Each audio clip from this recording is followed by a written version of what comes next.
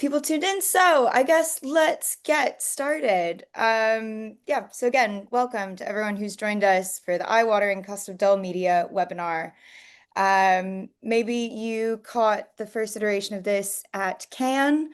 Maybe you turned in digitally to that, or maybe this is your first time experiencing this work by the brilliant Karen Nelson-Field and Adam Morgan.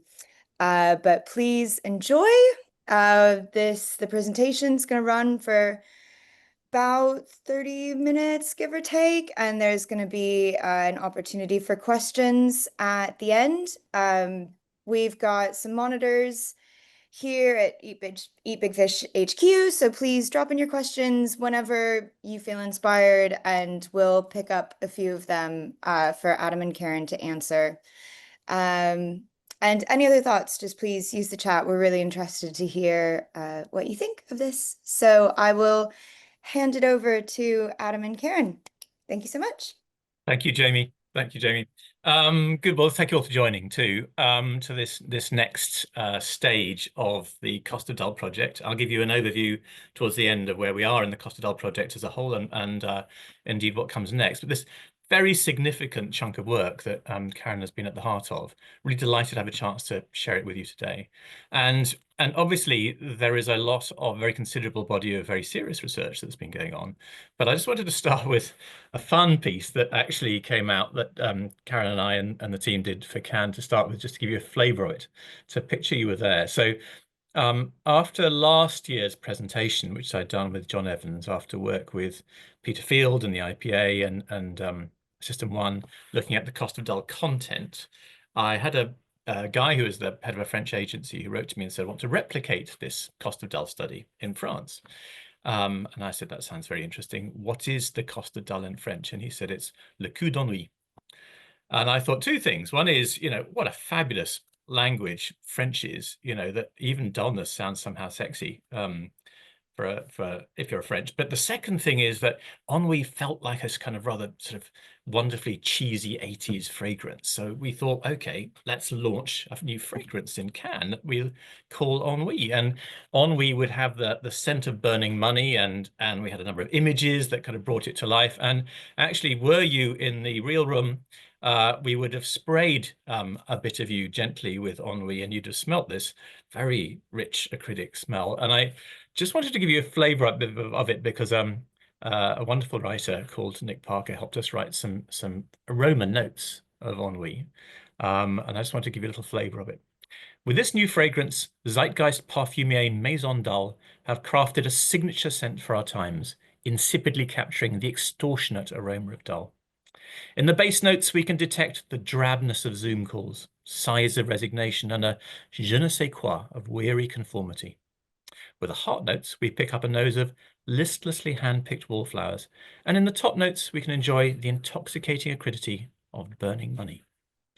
The only thing we missed, really, was the end line. What would be the appropriate end line for a fragrance called Ennui that smelt of burning money? Well, let's just leave that question until the end. I'll come back with our own solution, and you can see if you agree with it. So here's where we are, just as a kind of an overview. We started with the extraordinary cost of dull content. And if I'm really honest, I always imagined that it would be really about the cost of dull content. It simply hadn't occurred to me that media would be part of the cost of dull project until I spoke to Karen and she opened my eyes to it. And I think it's fascinating, the work that she's done, that we'll come on to explore. But just for those of you that are new to it, I'm just give a very brief recap of where we were from the first slice of that project, the cost of dull content. So we'd done some work with Peter, who, as you know, he and Les Binet have done a lot of work with the IPA data bank. And a lot of the work that we're looking at here is, in this first stage, was UK and US. Karen's work actually is a 12-country study, so much more international. But the initial work, just because the data we had access to rather than anything else, was UK and US. And the initial cost of dull study showed that the average cost to a brand owner in a campaign of being dull in the UK was 10 million, by which Peter meant effectively that it was okay to be dull. You could be dull, but you'd have to spend 10 million more in media to get the same commercial impact as if you'd chosen not to be dull. So that was the first slice of it. Then System 1 went on to look at the cost to an industry of being dull. And as part of that, they took the US advertising industry and split the different ads. They've tested 55,000 ads in the US since 2017. It must be more than that now, but let's say 60,000 ads since 2017. They split all of those ads into 4 quartiles, the least dull up to the most dull, and they looked at the different levels of commercial return you got for being more dull and less dull, and specifically what it would cost the 3 columns on the right, the three most dull, the 3/4 of the ads that are duller than the rest, what would it cost them in extra media to have the same impact as the least dull slash most interesting ones. And the answer was roughly 190 billion. So at an individual brand and business owner cost, at an industry cost, we were able to demonstrate this was costing a vast amount of money. And we did it because for all of the upside conversations about, how actually being more creative in this way or that way can get you more bang for your buck, it's still not having the impact that we'd like it to have. We're still not yet seeing the tide of grey and mediocre communication changing really in the favor of more interesting, more stimulating outputs in terms of content. So this was an attempt to lay down a marker, create some conversation, and as part of that, part of the accompanying the data, we also did a very interesting experiment that some of you might be aware of, where we took that database, we took the database of UK and US ads that System 1 had tested. So altogether, that's actually 55,000 in each country. So it's over 100,000 ads. And I challenged John Evans to say, okay, let's take a 20-second ad or 20-second clip of a cow chewing grass behind barbed wire. So not an interesting thing, and see what proportions of ads it beats. And the answer was it beat 50% of the ads in their database. And I laugh about it when I'm telling that story, but actually I should be crying really. It's a shocking indictment just how much dullness there is around. And wonderful, this was then taken on, I think, by Cannes Lion as part of their training program, development program in Australia, and wonderful marketer down there then said, okay, our challenge is to beat the cow. So she now briefs her agencies to beat the cow. And a little injunction for ourselves as we move into the content briefing for next stage ourselves. At the very minimum, surely we should beat the cow. And Peter has gone on doing a lot of really interesting work around dull, specifically looking at trust, for instance, how dull is even more expensive if you need to build trust. And we've also looked at data through the funnel, again, primarily in the UK at the moment, just because some of the data is available. So lots of work continuing on that first chunk of the project about the cost of dull content. So it's very much not complete. It's very much a work in progress.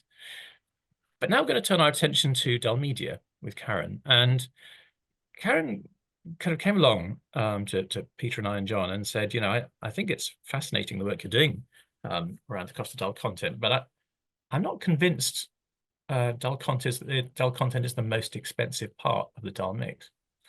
And I was initially kind of very startled by this, as I say, because I didn't understand how media could be dull. And she said, well, look, dullness is about your ability to engage and hold attention, effectively, isn't it? That's what it's at the heart. It's the heart of dullness.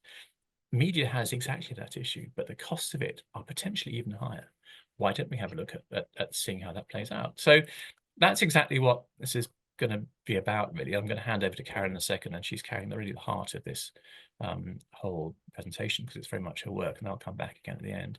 And I'd really ask you to kind of really open up your minds and lean into this, because I think it's a fascinating thought, and B, it's a really important thought for us. I am an ex-ad man, so naturally I've gravitated towards content, but actually I am completely startled by what Karen's had to share. And I will share, I guess, what are my own surprises, I suppose, coming out of it after Karen's had a chance to share with us as we go through. And just 3 key bits that I found important foundations before we go into Karen. The first is just thinking about media and how it's dull. So bearing in mind that dullness effectively is one's ability or not to engage and hold attention. Media can be dull effectively in 2 ways, Karen's going to say. One is it can be intrinsically dull. It's just a high scroll environment. a high decay environment, fast decay environment. And secondly, it can be contextually dull. There's lots of other stuff going on in the environment. And actually, I'm much more interested in what Timothée Chalamet is doing at the Met Gala than I am interested in your ad over here. So, two different kinds of dull in which media can be dull. Second thing that she's done, which again I think is fascinating, because she's been really careful to replicate some of the methodology that we found most useful at the front end, which is break it down to 4 quartiles of dull. And you're going to see the results of that later on. And finally, this distinction that Karen makes about served versus seen is really fundamental, isn't it? I don't know of any other business where you measure success by what might have happened. They might have seen this.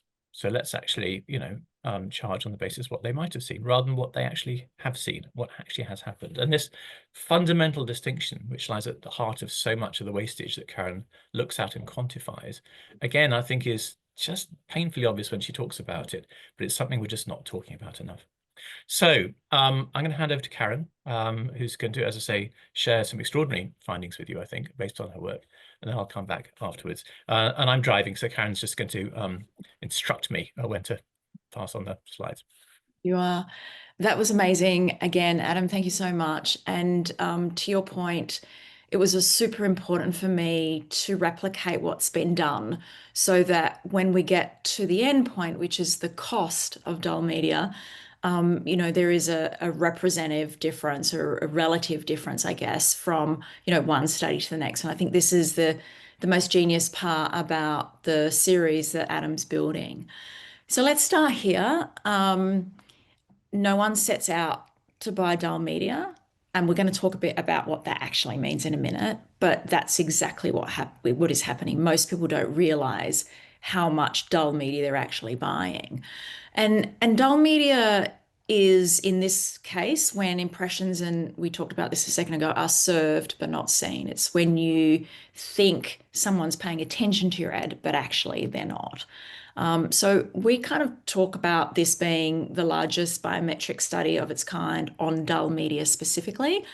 And what we found, and Adam's kind of given some of the punchline, is that it reveals one simple truth that even if no one sets out to buy dull media, it's actually a very common choice. More people buy, or more marketers make a choice to buy dull media than they think, even though they don't really realize. But what we've worked out in this piece of work is it's a very expensive choice. So the next slide, please, driver. So a lot of people, when we talk about, seen versus served, I get the question, doesn't, don't we have media standards for that? Isn't that what the MRC standards do, the Media Rating Council? Don't we know if something's delivered, then it's likely to be seen? And as it so turns out, and this is probably one of my most infamous slides, is that the answer is no.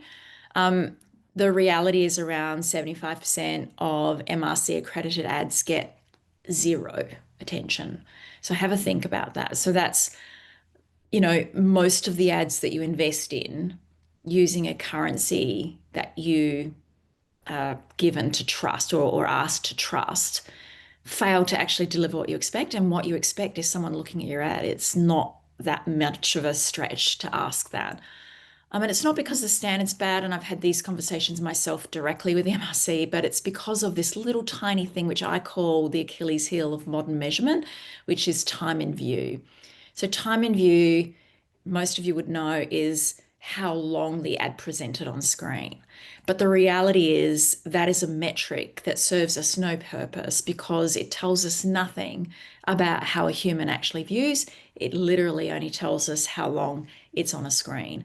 And that is probably the biggest misconception in our industry, which is why I call it the Achilles heel, because time in view was set as a default metric of engagement at a time in the early days of scalability with ads on the internet, but it was actually the wrong choice for the industry to make. So let's jump to the next slide and have a bit of a look at what we did. To Adam's point, it was not a small piece of work. So my business is called Amplified, which, what we do is we collect attention using a privacy safe app to track where people actually looked. So we can tell not just how they focused, but also how they stopped focusing or how their attention drifted when they fully disengaged. And we do this through multiple ways, but ultimately it's, the film or the camera is on taking biometric facial footage of someone, so it's gaze based. But then on top of that, we actually sort of collect the device data that sits behind the view. So we have both what I call outward facing and inward facing, or human and non-human. So what the stuff is that happens behind the view is, scroll speed, skip behavior, device data, etc. Okay, so what did we actually look at? We looked at a number of things. Let's start by saying there were 190 campaigns, so it's not a small set of data, around 115,000 views. Plus, we looked at attention time, so it was active, passive, and non-attention seconds. We looked at, there were 164 unique brands. There were all sorts of things in terms of device data, like I said, from scroll speed to skip behavior to attention decay and all sorts of things. We also included CPM, so we were able to look at a cost ROI, which is what actually forms the cost of dull at the end. And we also included a bunch of outcomes, both long and short term. The reality is this piece of work is real data, real platforms, real humans, paying attention or not in real time. There is nothing fake about it. So it's, people using Facebook in real time or TikTok in real time or television in real time. So this study ultimately is about value. That's how I look at it. Did you get what you paid for? It's pretty much as simple as that. Now I've got two roles now. I've got to do the scrolling and the presenting. Okay, so let's just step back and reset. So we defined dullness using a slightly different version. You would have seen me present before, and we do talk about active and passive attention seconds a lot.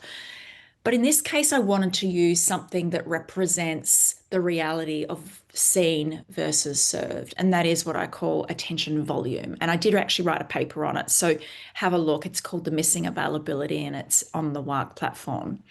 But ultimately, attention volume is a proportional metric. So if you have a look at the screen, it kind of describes how many people did pay attention and for how long across time, compared to how many people could have paid attention across the time that the ad was in view. So if you look at the black section versus the yellow section, 20% of the volume here demonstrates how many people looked for how long. If you think about area under the curve kind of volume, but 80% of the ad, the time on screen and the amount of people that were watching did not see it, was not actually filled with human attention.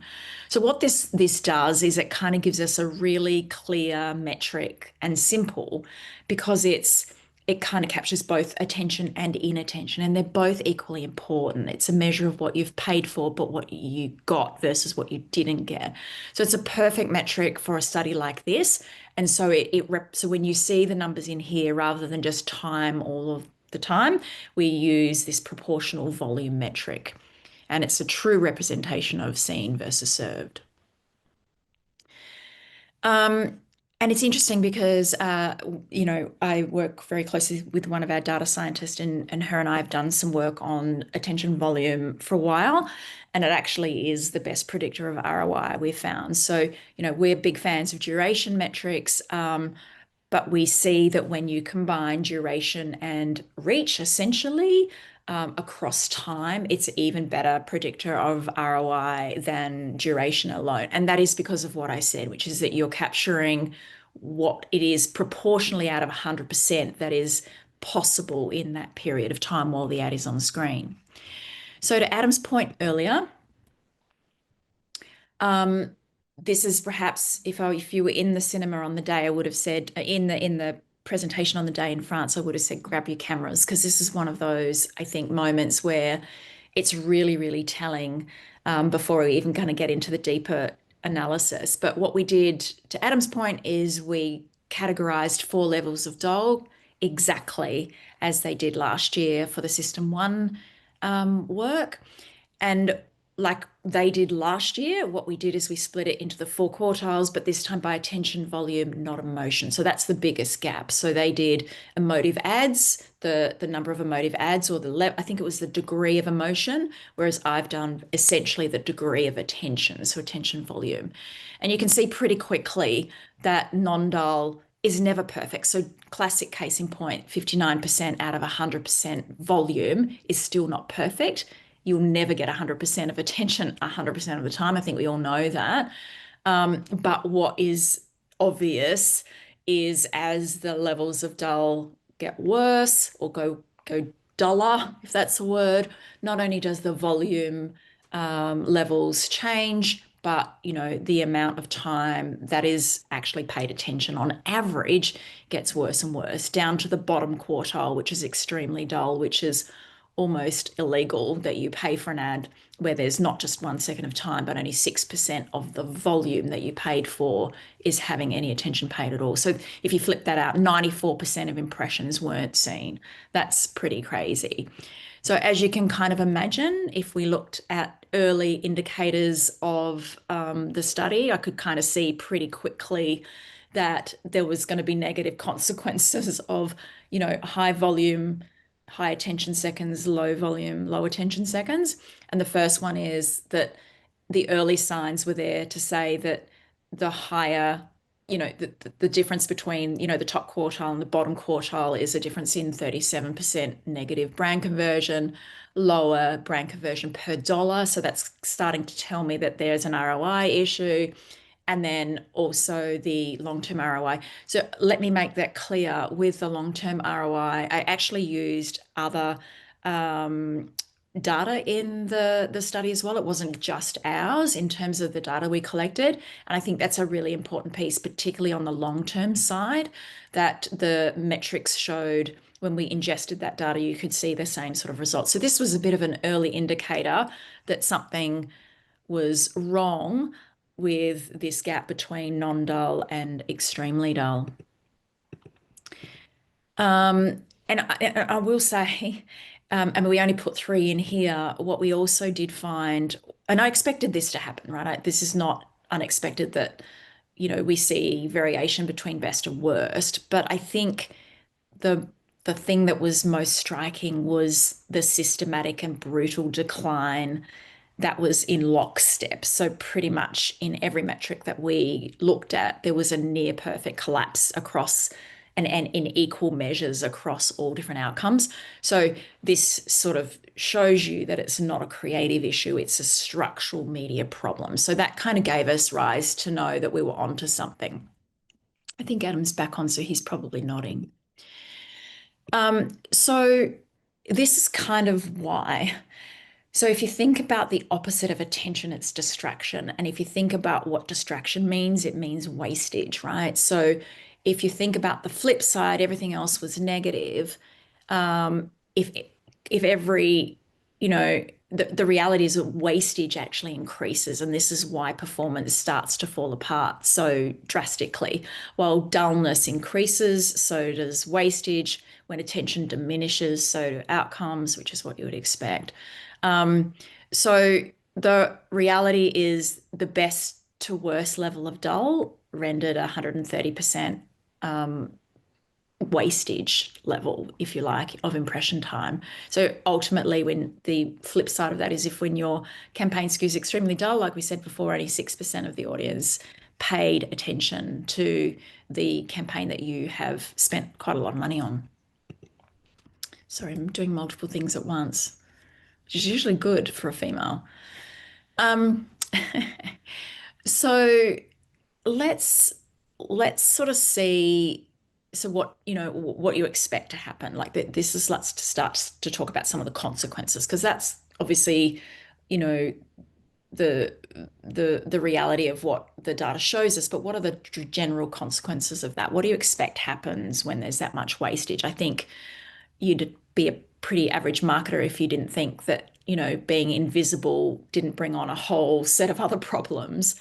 But one of the biggest ones, and I think a lot of people fail to kind of comprehend that one, is memory. So what we found was that only 9% of the impressions in the extremely dull campaigns crossed what we know as being a line in the sand moment, which is the 2.5 second memory threshold. There is nuances around it that I found, but that nuance is largely related to creative or branding and things like that. But it's generally speaking, the line in the sand moment is 2.5 seconds when memory starts to form. So what that shows us in this work is that's about an 88% drop from the best performing group to the bottom group in terms of ads even getting across that threshold. So what we know, and it will show up in the data, it has showed up in the data, is that brand building becomes nearly impossible in extremely dull campaigns. And then we have a bit of a look at challenges. Obviously this is Adam's area if he's there. But the sad part is challenges are the most challenged, but also those that need attention the most. So it's this horrible double jeopardy pattern where, they probably pay more for less and need it more. So challenger brands we found saw a 6x drop in performance compared to big brands. And it's not because they're seen less, because each quartile gets the same attention volume on average. So everyone, like whether you're a big brand or small brand, you get the same amount of attention volume on average, but it's because big brands have memory shortcuts, right? So and I've since sort of seen that in other work that I've done recently, big brands, the assets can do more with less time. And that's this nuance around a memory threshold that I spoke to. But challenger brands don't have that luxury. Challenger brands need more attention to teach people who they are, which again is a double jeopardy issue. They have to spend more to get less to try and work harder. So therein lies the problem. Trying to grow a brand on cheap and invisible media is nearly impossible. And we see this in this data. So here's what we've got. We've kind of started to talk a little bit about time delivered and budget spent, but no to little human attention and no memory. So I often talk about viewability needing to be changed to the term seenability. I think it's time for us to stop measuring the concept of viewability and start measuring seenability. And I think there'd be a lot of good publishers and good researchers that would attest to that. So let's get to the fun bit, which is the hard cost. What's the damage? What does it actually cost when your media mix skews too far towards dull, which is why we're here. So I've explained what it is, how we calculated it, some of the consequences on some of the individual metrics, but what's the damage? What's the hard cost? And the cost of dull media is, wait for it, $198 billion. So the question we asked, like they did last year, was how much extra spend would it be needed to make dull perform unlike non-dull? And in this case, it was dull media perform like non-dull media. And the short answer was $198 billion. So just keeping it simple, this is how we did it. We measured outcomes across each dullness group. We set a baseline. It was 2024 US ad spend, and we modeled the penalty. I built multipliers between each of the groups, and we modeled the penalty to relate to a particular dollar perspective because we had the CPM data in the analysis. So to give that a bit of perspective, that's roughly the GDP of Hungary gone. And remember, that's not part of your current budget like they did last year. That's on top. So that amount of money as an industry in the US is additional just to make the dull formats perform like high attention ones or non-dull ones. So it's pretty drastic.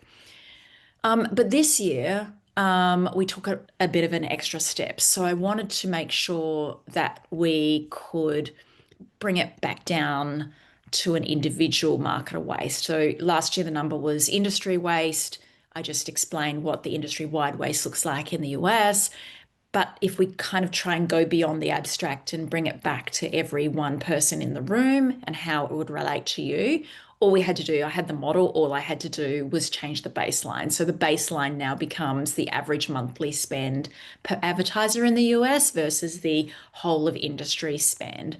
And what we found was quite frankly scary, because on average, advertisers are losing an average of 43 cents in the dollar spent in dull media environments. So if you think about that is an average, and the tariff or the number changes depending on the mix you choose to import. So sorry for the Americans in the room that don't want to hear about tariffs right now. But this is what is costing you business. And that is as simple as that. Dull, extremely dull media are costing you nearly half of your ad spend. That's crazy. Then we get to the festival. We were at the Festival of Creativity. So what usually happens, I've done this piece of work, what I call the chicken and egg debate. Look up the paper that I wrote. Because what happens is I usually get which comes first, the chicken or the egg or the chicken or the egg, meaning which comes first, the media or the creative. And what I often get told is, it's fine. Amazing creative will fix everything. All you have to do is put an amazing piece of content on, and what was a dull format or an extremely dull campaign will turn into a non-dull one, just like that. It actually doesn't work like that. So for people who've seen the work that I've done before, what we know is that the media itself defines how much attention your creative can achieve. So you can't stop the scroll, even with good piece of content, right? So the reality is how Facebook, for example, train you to scroll, train you to skip, train you to look at the feed, train you to go on to different formats within the platform is the same in every country, and the user experience trains us. So what this means is, and we've seen this, I've been doing this business for 8 years now, that amazing creative is tempered or constrained by the performance of the media. So if amazing creative was the driver of attention, what we would see is that all attention volume would be equal across quartiles, but it's not. And if amazing creative was not constrained by the media, all tariffs would be equal across formats, and they're not either. So actually what we saw in this work, which is pretty consistent with what I see before, is that media sets the stage, which in this work we found around 70% of the variation in outcomes was related directly to the media constraints. And then creative was 30%. So 30% in terms of the impact or the contribution in relation to outcomes. And we see this over and over and over and over again. So what this says is that even the best creative can't work when it's not seen. Even the best creative won't stop the scroll. And that's pretty troubling. So that means, as a marketer, you've got to work with what you have to work with. And it doesn't diminish the value of creative in any way. It just means that creative is a victim, I guess, of the nature of how media trains us to hurry and to move on and to not pay attention, which is ironic because that's how they make their money, telling us that that's exactly what they do, get our attention. So just in kind of final stages, this is why this is happening. And Adam kind of alluded to it earlier in the presentation. What we know, and I simplify it, but how people view, no surprises, no shit Sherlock, is what makes the difference. And there are two types of viewing distributions, one I call slow decay and one I call fast decay. And I call this the 80-20 of attention. So what we can see on the left-hand side is that slow decay formats are heavily skewed to non-dull. So about 80% of the formats within those campaigns are non-dull. And the opposite is the truth, that extremely dull campaigns actually 80% of them exhibit fast attention decay, which is essentially bad, where people scroll out super fast. So again, in non-dull campaigns, there's a greater proportion of slow decay, which is good. In extremely dull campaigns, there's a greater proportion of fast decay, which is bad. So what fast decay is, I will show you on this slide, is more scrolling, obviously fast retention drop off, more seconds served than seen, greater wastage, fewer attention seconds delivered, which ultimately means fewer branded moments seen. And it certainly means, and in the paper we published, you can download it, means that the costs are disproportionate to the return. In my latest book, I call this cost per meaningless thousand, but there's a real problem. I know a lot of people do ROI analysis, but if you don't look at it in this way, often it's misleading. Yeah, so around 40% of US ad spend skews to formats with an average wastage of 80%. So that's why we and Adam, say dull media is an expensive choice. So I think I'll drive it from here. Fantastic. Thank you. Am I back? Can you hear me? Yes, we can. Bloody Hi. marvelous. I'm so sorry for my brief show as the Invisible Man. Listen, I mean, I think as you can see, I'll just do 5 minutes to kind of recap on that really. Very compelling case, I think. And as I said, I was surprised initially that we would be considering media as one of these sources of dullness. But actually then having learnt into that, and as you can see, I think Karen makes a very compelling case.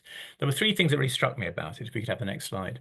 So the first is that actually we didn't show the comparatives sort of side by side, but as Karen was showing, if anything, actually the cost of dull media is even more expensive for us than dull content, which I don't know. I think Karen was expecting. I raised a quizzical eyebrow about, but I'm absolutely convinced by now. So that's very startling.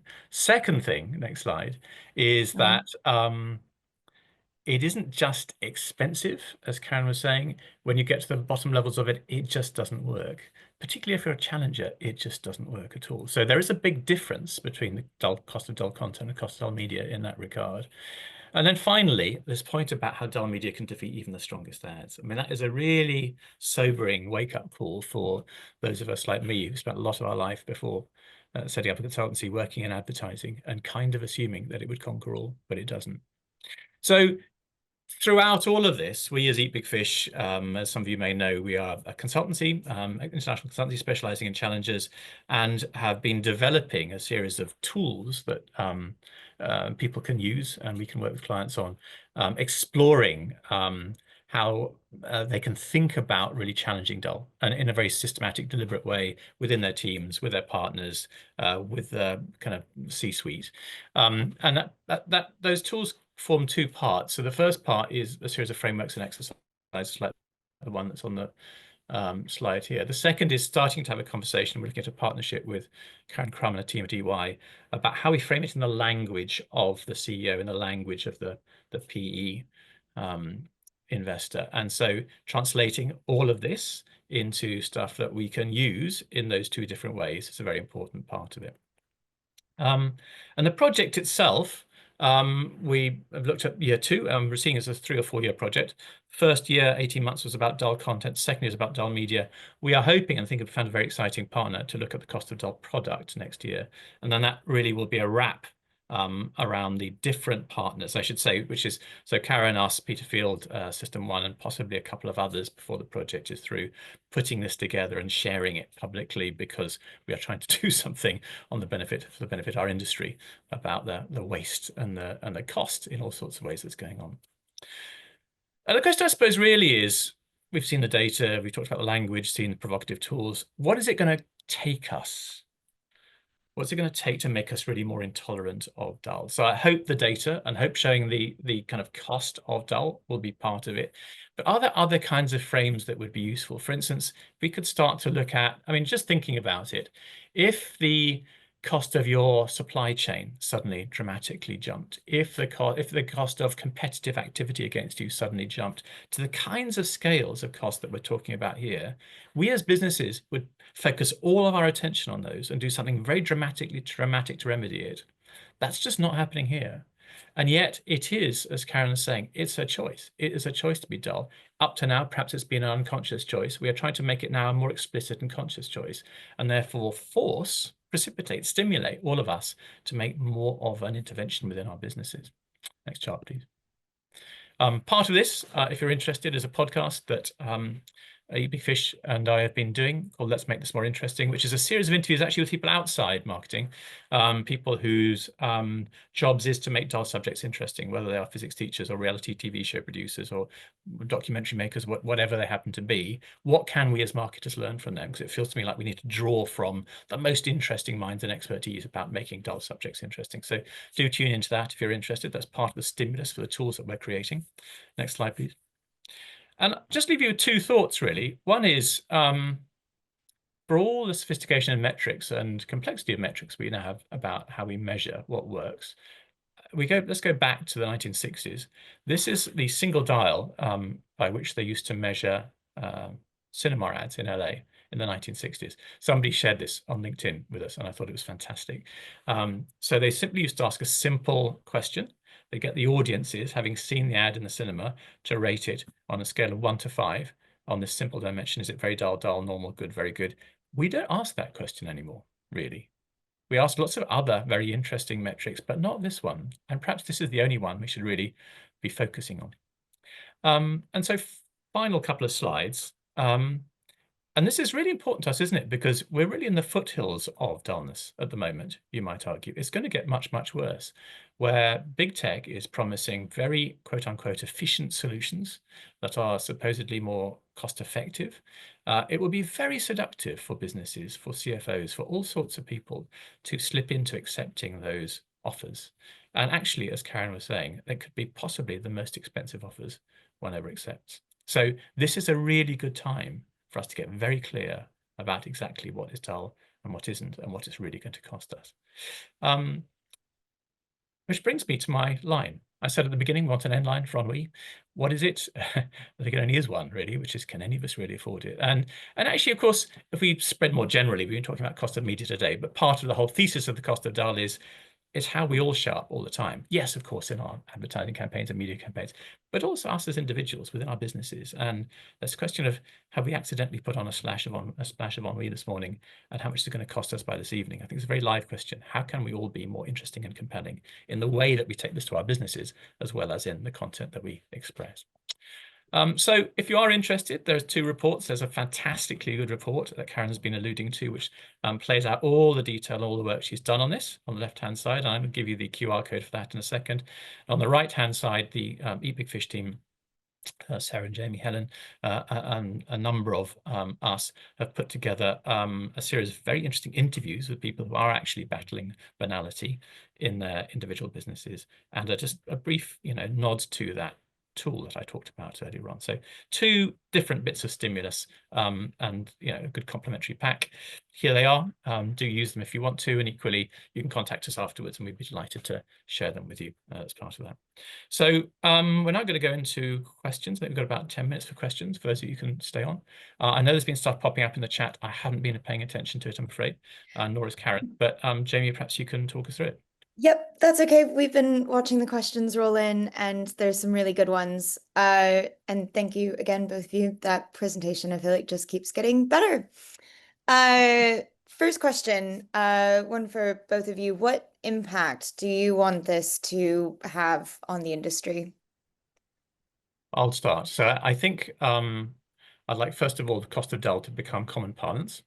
So one of Daniel Kahneman's observations about biases and naming biases is, once you name something, it becomes more easy to have a conversation around it, whether it's a conversation around the water cooler or whether it's a conversation in the boardroom. So first of all, I'd like this to become common parlance. So the more that any of you that are interested can do to spread the word about it and use that particular term, you don't have to attribute it to us.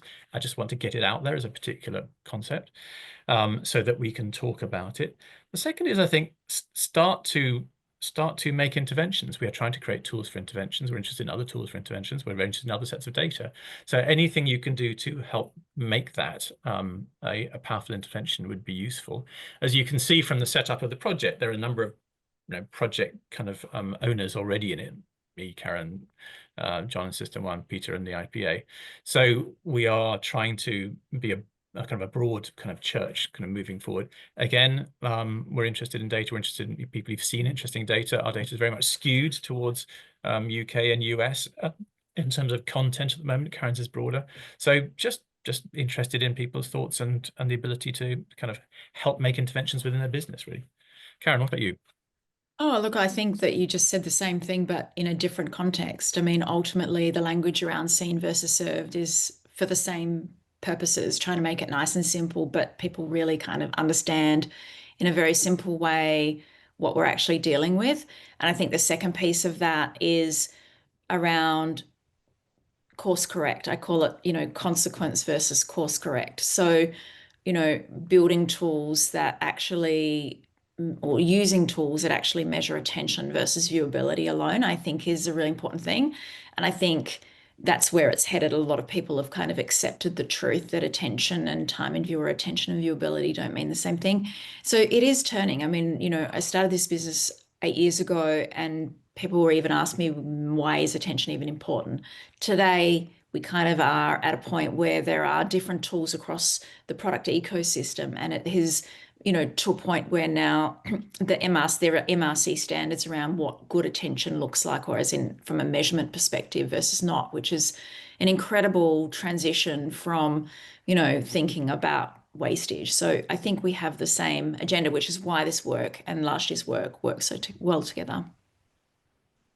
Awesome, thank you. I think that could roll in nicely to a great question from Rachel. This one's for you, Karen.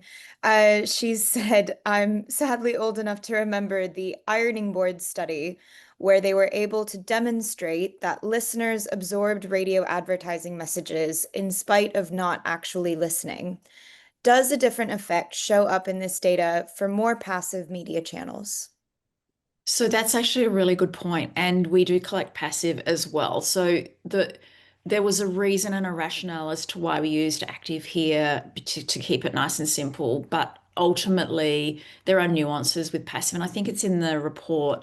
There are nuances with passive and active. The short answer is I think passive, I think active is about 6 or 7 times more impactful on direct ROI than not, but there is a role to play with passive. And I've written a paper called, in fact, it was with Pinterest, interestingly enough, but called the like attention flywheel, which kind of talks to the fact that you can actually get benefits from both depending on the size of the brand. So the nuance occurs. So back to the ironing board, I'm probably old enough for that too. Back to the ironing board test, the proof is in the distinctiveness of the brand, right? So if you are listening to a jingle that you know already, listening passively is effective. Similarly to that in visual means. But when you don't, and this is why challengers suffer so much, right? And we saw this in this data. But when you don't have a brand that is highly distinctive and you are not the biggest competitor in the market, passive attention is your enemy, really, because you can't leverage that like big brands do. Right. Good Okay, question. thanks, Karen. And another one, we're just going to stay on you for a second. We've got a couple questions in here about ranking the different platforms and channels and formats. Uh, and are you going to share which channels or formats are better represented in that top quartile versus the worst? In the report, we do. I never shame file, right? So I'm never going to stand there and say who specifically, but there's indications, and I've categorized it as broadly, I think, as CTV, CTV, TV, what I call good social, bad social, general web. I think there's gaming. So they're in the actual report, it shows the proportion of the incidence rate or the proportion of different types of media that sit within those different quartiles. So we do that because I was asked many times. So I think that's probably about as granular as I'll get without shame filing. Look, here's the reality. Upper funnel, like so the upper the non-dull quartile still has extremely dull formats in it. but it's the proportions different. So it's the skew. And there's a wonderful graph I love in the report that talks about what I call like a tipping point, and it actually sort of sits on 60/40. So definitely download it. Those are the sorts of questions that I've kind of gone deeper on in the report. Awesome. Uh, Guess this one, let's throw back to Adam. What would be your advice for challenger brands out there who are receiving this information today? Well, I think Karen's point, she wrote it down. She talked a lot about challenges needing more attention to teach people who they are and what they stand for, and clearly within that, obviously, to redefine the criteria of choice in their favour. And it's funny, Sarah, who's with us, but may not, you can't see, and I did a very interesting interview. There's Sarah. We did an interesting interview yesterday with a guy in New Zealand who was part of a challenger within Air New Zealand called Grab a Seat. And it was a kind of a pirate inside, effectively. And one of the things he talked about that he'd kind of learnt about being a challenger was you have to go further than you think, and then a bit further again. And that's very consistent in the interviews that we do. And that you have to go further than you think, and then further again, for exactly the reason that Karen talked about, which is if you're really going to command that attention, you've really got to push what's acceptable. And there's some kind of cultural learning and a cultural journey to be gone on then with your kind of peer group in that kind of way, but it's also kind of a personal push. And so I think there's some very simple questions here about, it's not simply obviously about understanding exactly how you're going to redefine the criteria for choice and what you stand for, what your identity is, but also what you need to do to really get that attention becomes startlingly clear, I think. Awesome, thank you. Let's see, we've got just a couple minutes left. Let's jump to what questions as a brand owner should I be asking of my media plan? What questions should a brand owner ask? I don't think you can ask with respect your agency, and although some of them are a lot more attention first than others, but I think the question you should be asking your agency is what's your attention strategy, and where's the transparency around how much attention each of these formats is driving, but what are the metrics you're building within, your ROI metrics that describe the value of attention versus cost. So I think stepping back, agency, have you got an attention plan that enables us to really understand this wastage gap and this gap between seen versus served? And then how are you going to connect the dots to our outcomes in real world so that we can actually have a better look at, can we improve our MMMs essentially using attention data? There's a lot of questions that they should ask, but I think that's probably the biggest. Awesome, that's great. And yeah, there's a few questions about the importance of context here. So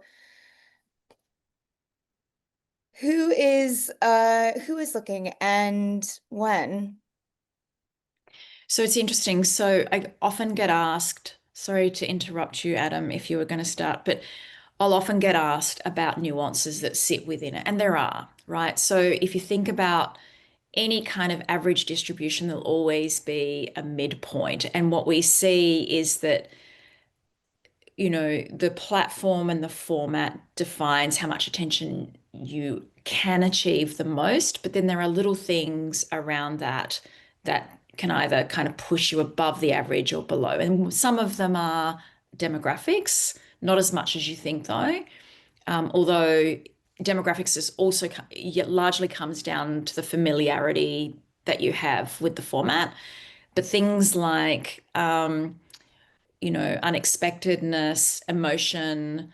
I mean, I kind of replicated some of that in this study as well. So emotional cues can drive attention up slightly, but relevance, resonance, things like that, but never beyond what you think. Most people think those are the saviors that will move your campaigns from extremely to non-dull, and that's not how it works. So the best you can do is get value above the average across the different media formats with things like those types of nuances. Great. Well, we've just hit the end of our time. Is there anything that either of you would like to share just before we wrap up? Just thank you all for coming. It's nice to see some old friends in the chat. Rachel, Nat, even Prashan. Gosh, it's been a long time. So thank you all for coming along. Yeah, thank you And so I'll much. say that too. Thank you for having us. And the overwhelming response to this piece of work has been really lovely and wonderful. And I'm excited that Adam's going to keep it going next year with Cost of Doll product. Awesome. Thank you both so much for your time. Thank you everyone who's joined us and those who are tuning in at a later date. Download Amplified's white paper. Goes into a lot more detail, and our anti-dull magazine as well. If you need links, just drop us a message. We'll be happy to send those your way. Awesome. Thanks, everyone. Have a great Bye. rest of the day.